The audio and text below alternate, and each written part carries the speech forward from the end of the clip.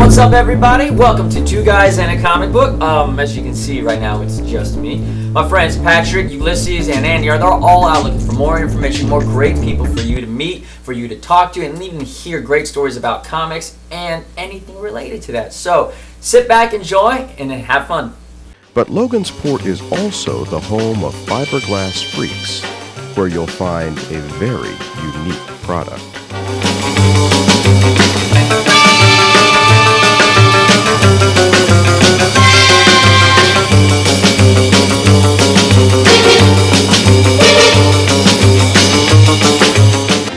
Acquired by Barris for $1, the cost to modify the Futura concept car was $30,000. The approximate value of the Batmobile in 1966 was $125,000. This original Batmobile 1 is today valued at $2 million. During the run of the TV series, Barris refurbished the original and constructed several duplicate vehicles. Welcome back, everybody, to Two Guys and a Comic Book. Again, my name is Moses, and this is a very big special opportunity for me because I love comics and everything related about it, specifically about the use of comics in movies now. Now, I know a lot of people weren't happy with the Iron Man 3, and the thing about Iron Man 3 that I really do enjoy is the fact that it gave the main character, Tony Stark, something worth fighting for. Now, we're going to go into more detail about that, about what makes for a great comic book movie, outside of just the action and the cool costumes, of course. Now, I know there's all these things about it, like, oh, costumes aren't right, oh, the person isn't right, oh, this and that, height, size, color, who knows. Let me tell you something about comic book movies. What makes us love comic books specifically isn't just the coloring, isn't just the action, it's the story behind it. So though you can have a character that stands 5'5", with claws popping out of his hands and a ridiculous mullet chops going down, you find him exciting not because of all that, but because of the story and the journey of the character. Now let's talk about really quickly Iron Man. From Iron Man 1 to Iron Man 3. Iron Man 1, you had the setup.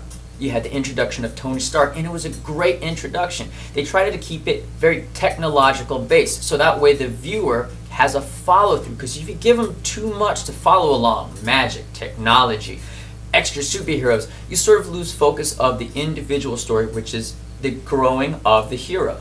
And then the second one, you had established the hero. Now you had to show a villain. Using what Tony loves most was his technology, was what he likes to do, what he creates. It was used against him, and even more so, a fight against time for his life, because what he created here was slowly killing him. You saw that, you saw him get past that, you saw him also get past the villain. In Iron Man 3, this is what I actually really liked about it, and probably a lot of people dislike. The actual use of Pepper Potts. It took the character, someone that the only through line of a lot of Iron Man stories that has, gave him a reason to fight, gave him something to hold on to. Now, we all do know about Tony's vices, alcohol, his ego, and all that. Now, it's hard to show all of that all the time, and it'll get very, very boring. But Pepper Potts, very well cast, strong female, very attractive, very sexy, establishing all of that, and at the same time willing to fight for Tony. I love that because it gave Iron Man finally something beyond himself to fight for.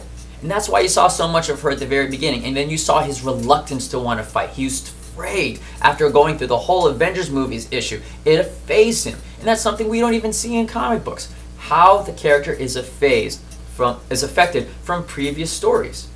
So now we going through Iron Man 3, we see how he comes out on top. And the best part was, he took the pieces of metal out of his body, which I think was a great divergent from the main storyline. It shows character growth. It shows a direction where you can go now, and now literally the sky is the limit to where you can go with Iron Man. So you take a simple character which you wouldn't think has so much strong movie appeal, and now you gave him every bit power that Batman has, that Spider-Man has on screen, and now a world of people are introduced to Iron Man, and not just Iron Man, Tony Stark.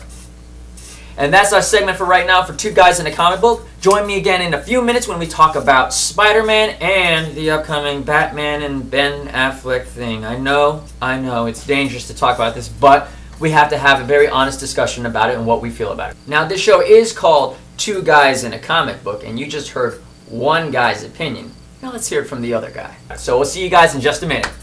While you're with the League, I would say I'm more with the Avengers, although I love both. It's hard to pit the two against and have to choose. It's like Coke and Pepsi. Yeah, because they both have the things to love about them. Exactly. But to me, I can just recall so many stories that happened with the Avengers. And then, like, being the fact that the Avengers are set in our world, you know, there's recognizable things like New York City, you know, all of that. Whereas you can't really relate with Metropolis. You can say maybe Metropolis is Chicago and or New York. I completely agree with you on that really aspect. I mean, if you're gonna do a movie, I would definitely lean towards doing an Avengers movie over a Justice League movie, because Justice League is kind of almost like the Greek gods of myths. I mean, you have all of these major characters. They're like these god-like characters. You can't really relate to them like you could with the Avengers. These are almost like normal people that are just kind of like a super cop team. Welcome back, everybody, with Moses here. Now, Two Guys in a Comic Book is normally shot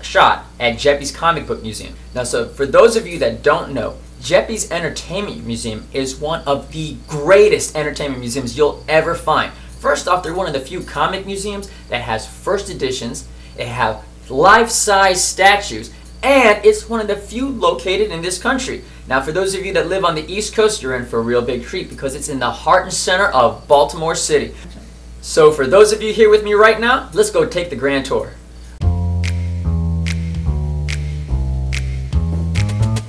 Hi, I'm Steve Jeppy, and I'd like to welcome you to Jeppy's Entertainment Museum.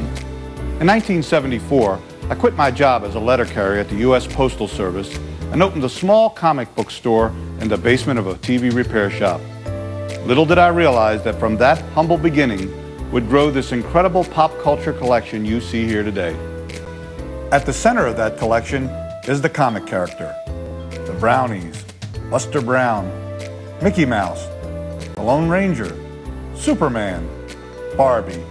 These are just some of the characters who've made a tremendous impact on our individual childhoods while at the same time shaping our collective experience. Wasn't that great? All right, we'll be right back.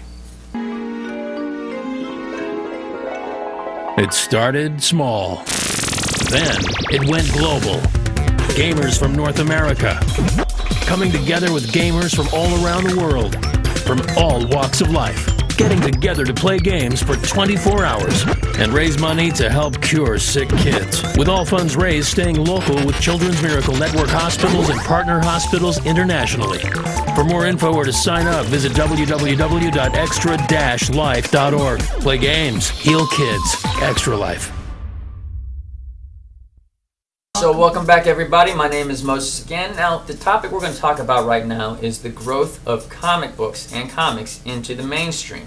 Now, for some, they consider this to be a horrifying thing because now you're taking something that was special, something that made some of us feel, you know, unique, and you're now giving it to everyone so everyone can share, which is great, actually, if you think about it, because the growth of that allows for these individuals, these writers, these artists, these creators of comics, of our love, to be able to be funded to give so much more to so many more people.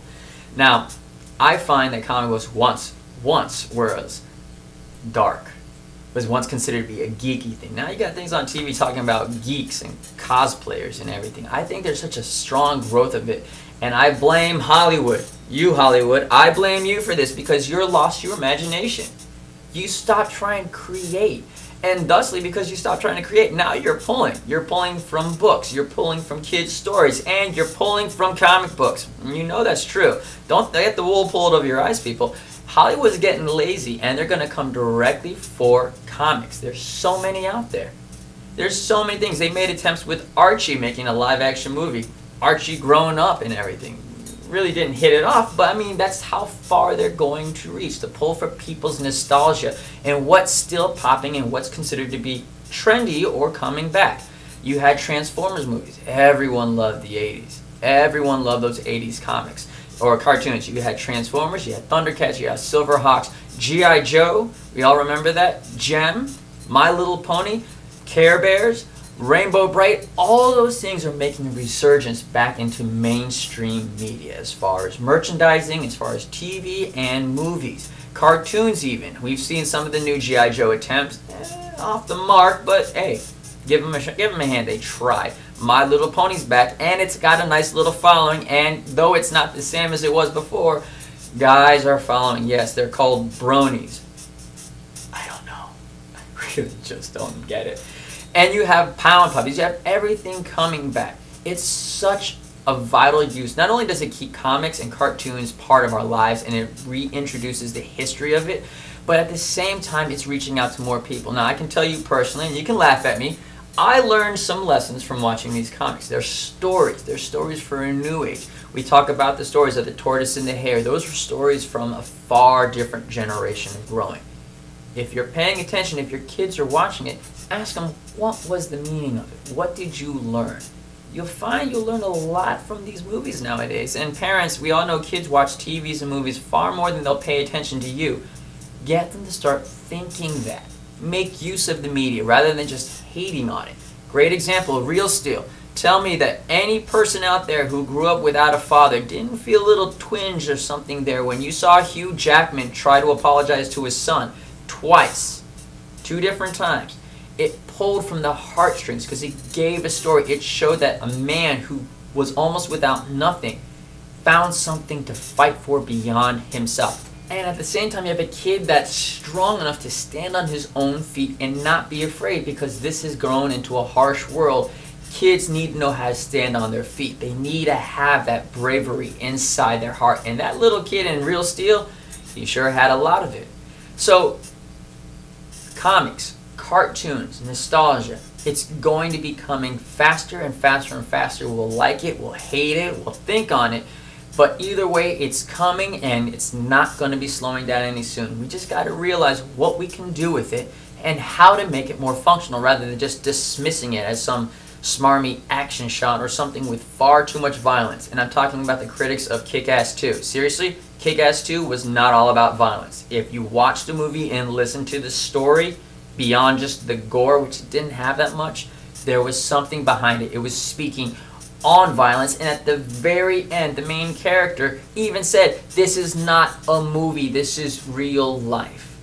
Pay attention, people. Comic books and cartoons are coming your way faster than you can possibly believe it, and next thing you know, everyone is going to be a comic geek too. And because comic books and cartoons are coming at you full force, that's why you got to come by Jeppy's Entertainment Museum. We have everything. Toys from the 1800s, film from back in the black and whites of Lone Ranger, Roy Rogers, Buster Brown, all the way to the new standing toys of Batman, Superman, the JLA, that Marvel superheroes, everything that you could possibly think of. Come on by, bring your friends, bring your family. It's a great way to spend a day with the family, and we do know that you're trying to find ways to connect with your kids and great family activities. Stop on by, come on over to Baltimore right now.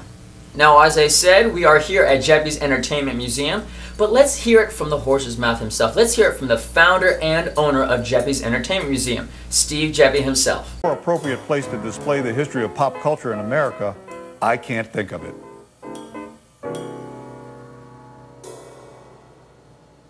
I've been called Baltimore's biggest cheerleader. Guilty as charged. Heck, I even bought the City magazine. I was born and raised in Little Italy, an ethnic neighborhood just across the Inner Harbor from here. I love this city and all of its spectacular attractions. From the National Aquarium in the center, to the Walters Art Gallery and Museum of African American History and Culture, to the restaurants of Fells Point and Little Italy, Baltimore has something for everyone. I urge you to visit all of those places and experience everything this magnificent city has to offer. But first, I'd like you to take a trip with me in my time machine to discover or revisit all the wonderful characters, friends I call them, that have shaped our popular culture. And don't be afraid to say, hey, I had that when I was a kid. I do it all the time.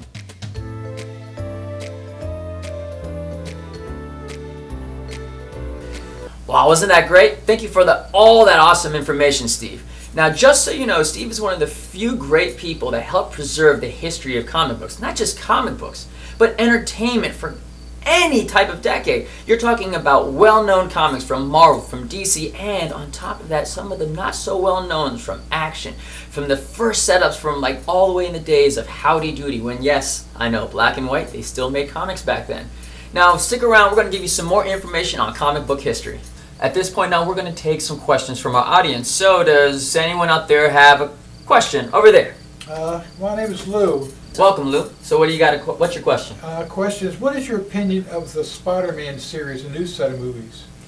Well, my opinion is, again, this is just one man's opinion. I felt very satisfied at the end of the movie. Now, I'm comparing it from the first attempt versus the second attempt. First attempt, I was happy to see Spider-Man. I'm a huge Spider-Man fan, as I'm sure lots of people are. But I wasn't 100% satisfied. At the end of it, if you understand that feeling of, you know, when you see a movie, you're like, oh, I liked it. Now, with the second Spider-Man movie, completely satisfied. I think it was very well cast, and with the main Peter Parker character, I was sketchy about him doing the part. But watching the movie, clearly they went for the more attempt, if it wasn't intentional, for the Ultimate Spider-Man series, where it was a younger fear, where it was teenage angst involved to it, and not so much a quiet guy. Like, they gave Peter Parker more of a personality outside of being the, oh, Boy Scout sweet look as Tobey Maguire gave him, which he did a great job, I believe, as Peter Parker. But when it came to the Spider-Man, I felt it was sorely lacking in that sarcasm, that wit, that quick, witty repertoire. Whereas in the second one, I got that. He was playful with the guys he was interacting with. There was more of a freedom that he had, you know, as having a mask of any kind over your face. And as storyline goes, I believe it was a great approach. They used the Lizard, which is, of course, one of Spider-Man's greatest villains and most staunch adversaries, and dealt with that in a very good way. It went with the whole, again, Ultimate Spider-Man line. And I feel that's a good approach because Ultimate Spider-Man was a reboot of a lot of Marvel characters, so that way new fans can approach and access it in, as well as old fans remembering what the stories were and almost taking joy and an interest in seeing what the changes were from before to now. Now you can argue with him, discuss it with him like you did before. Okay, so I'm not a very good historical part on the Spider-Man. I always liked Spider-Man, but I never followed that closely. And when I got picked up at the end, it left me confused.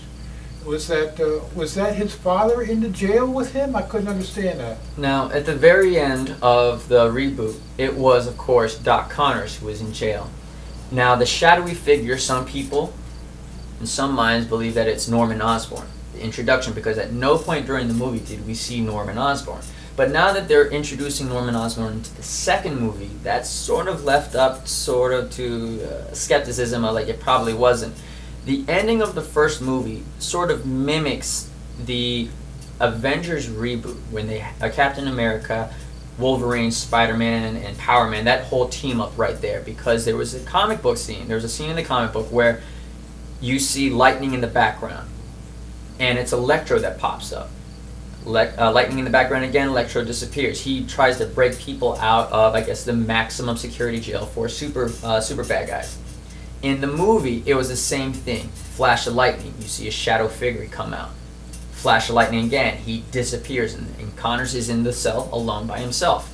So a lot of people, and I'm also one to believe this, that it was possibly the introduction of the next character, which is now the main bad guy of the new Spider-Man movie, which will be coming out later, Electro, which is now being filmed by Jamie Foxx.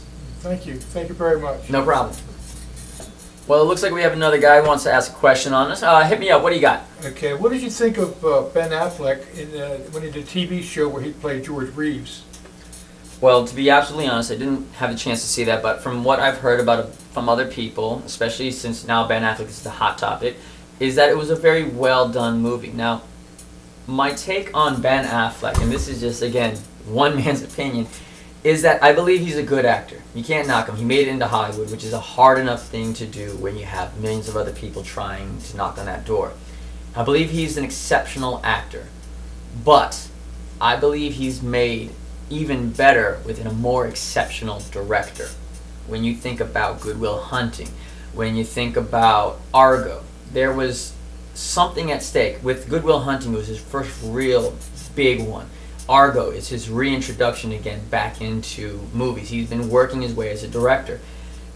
He's a fine actor, I believe. He's just, I don't think he's a great actor. Now, if they have a great director for the new upcoming Superman Batman movie where he plays Batman, where he's portraying Batman, I believe we'll be fine because we're fans of the story, not fans of the actor.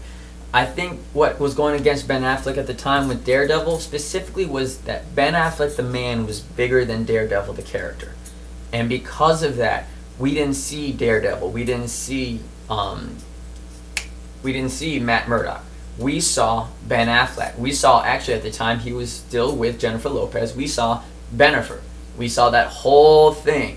And thusly that jaded us to what we felt about him.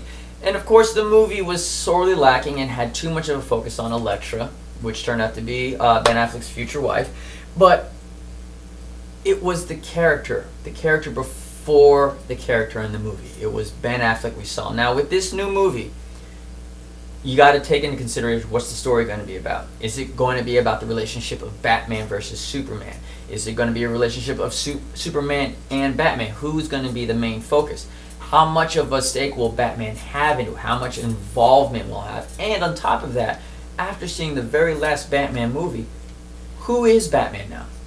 Is it Tim Drake? Is it Robin, the name as we heard from the last movie? Or is this Bruce Wayne being brought back? There's a lot of questions left up in the air, which leaves a lot of space for this movie to be literally anything they want it to be, which will be the most interesting aspect of the movie. And also, hopefully, it'll be less destructive action, because at the end of Superman, they could have taken out the extra 30 minutes of all that destroying of New York.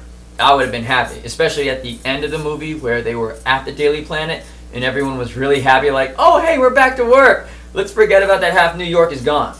You know, seriously. I mean, from an acting standpoint and the storyline, I was like, oh, you sort of jumped the shark right there. So, thank you for that question. Do we have any more questions out there? All right, looks like we don't have any more questions here in his house, so we'll take one from our Facebook wall. So let's take a look here and see what we got. Well, let's see. The next big hero in movies. Well, you might shoot me for this. It's one of two stories. Either you're going to take Thundercats or go for it all and shoot Silverhawks. Now, I know they're both similar in stories, which makes it great. They both would work. Both have a strong following from the 1980s, which is going to be a huge portion of parents nowadays that are going to shell out the money for their kids to want to see it. And on top of that, you just had Cartoon Network redo Thundercats. Even though it was for a short term, I know all of us out there really loved it. You have toys, you have merchandising, you have the whole reintroduction of comic books, and on top of that, you'll have cosplayers. I mean, it'll hit on so many areas. I think it'll be great. And on top of that, it's something that can grow for individuals. Comic books, the trapping of that is that you're trying to take a story that's done and make it accessible. And I find that Hollywood has an issue with that, where they try to work too hard. For an example, X-Men movies. I think they tried too hard to make it accessible to everyone, when in fact, if you just put what materials out there right there and keep it simple, people will love it, especially the old comic buffs, which will herald it and say, you gotta go see it, that movie. And on top of that, you do know word of mouth means a lot nowadays. So if you take Thundercats and or Silverhawks, you have a great aspect. One, you have the exoticness of a new world. Several characters, again, merchandising.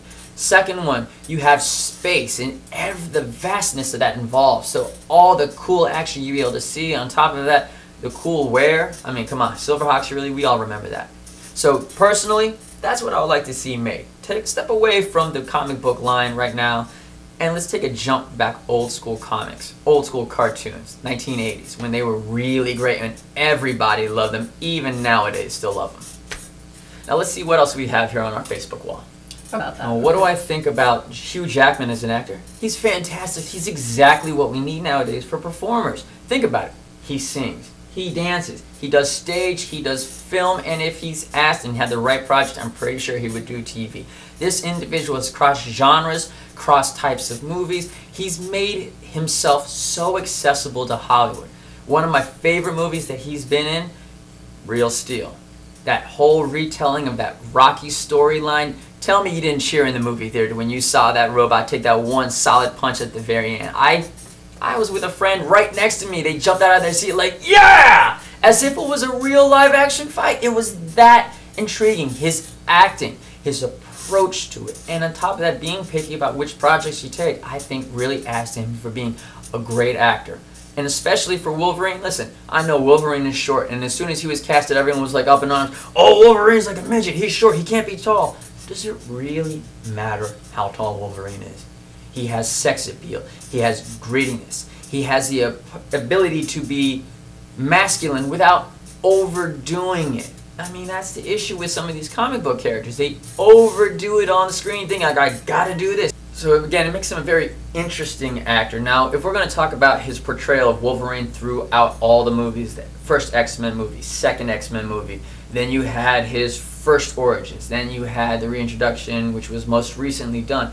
I feel his approach to it has been very good. This man that's out of time. He sort of is out of time because he's lived for so long. He's adjusted to it. And his demeanor, I think, is a reflection of the harshness of the world that's been around him and dealing with him. With the first X-Men, perfect. I thought it was great. You had the interaction with him and Jean Grey. You had the interaction with him and Scott Summers. The second movie, I wasn't a huge fan of. I enjoyed it because it was an X-Men movie. They focused more on Wolverine. And of course, by the third one, it was all Wolverine. I mean, I think Hollywood, again, is trying to beat a dead horse. I mean, what makes Wolverine great is he's not the main character all the time with these big movies. When you do X-Men, you can't have Wolverine be the main attraction. Otherwise, it loses focus of everyone around him. Though Hugh Jackman is a great actor, I think it takes more stress off of him as well as it puts more on the people around him. Avengers was a great movie not because of one individual, but because of the team and because they made it so that way the focus was on each and every single team member and they were able to bring life to those characters. Tell me, what do you really know about Storm other than the fact that you really didn't like Halle Berry playing her? Really? Nothing beyond that. You know Rogue, you know Wolverine, you know Scott Summers died, you know Jean Grey is gone, and you know that Xavier's coming back. That's about it. We really didn't know too much about Iceman, even in the second movie. We didn't know too much about the other villains outside of Magneto, who we know the backstory, and of course Sabretooth from the Wolverine movie. Wolverine, great character. Don't beat him to death, please. We really like Hugh Jackman. I think we got a real good solid find here for an actor that can portray Wolverine well until he's gray. Well, that's it for right now. We're going to take a quick break and join us real quickly for Two Guys in a Comic Book.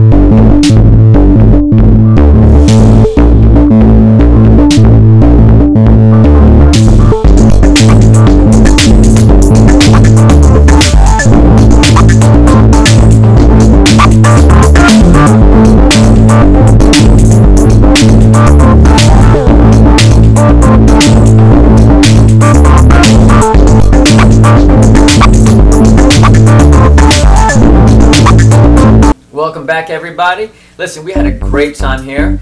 Now, join us next time, because today we talked all about men in comics and in the movies. Next episode, we're going to talk about women in comics as well as women in comic movies. My My name is Moses, and we'll see you guys again in 2